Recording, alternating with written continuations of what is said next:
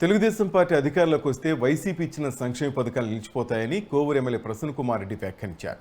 నియోజకవర్గంలోని బుచ్చిరెడ్డిపాలెంలో నిర్వహించిన పట్టాల పంపిణీ కార్యక్రమంలో ముఖ్య అతిథిగా పాల్గొన్నారు. 1800 మంది లబ్ధిదారులకు ఇళ్ల పట్టాలు పంపిణీ చేశారు.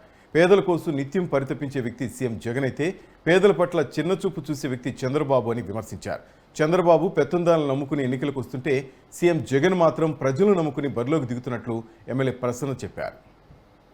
జగన్మోహన్ రెడ్డి మాత్రం మిమ్మల్ని నమ్ముకున్నాడు.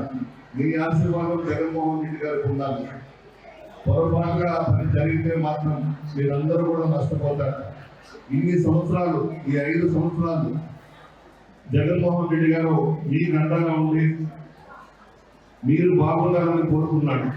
పేదల పక్షాన జగన్మోహన్ రెడ్డి గారు నిలబడితే పెత్తందారుల పక్షాన చంద్రబాబు నిలబడి ఉన్నాడు, పవన్ కళ్యాణ్ నిలబడి ఉన్నాడు.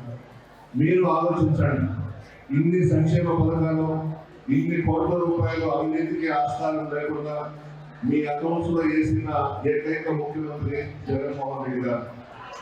మీరు ఆలోచించుకోవాలి, మీ ఆశీర్వాదం జగన్మోహన్ రెడ్డి గారికి ఉండాలి.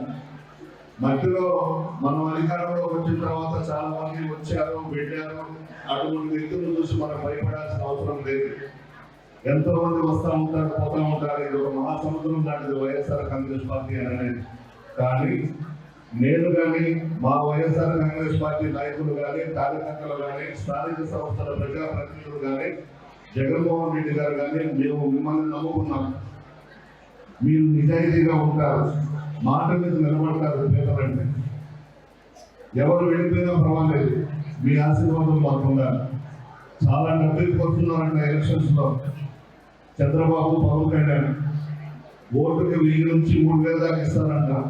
బంగారంగా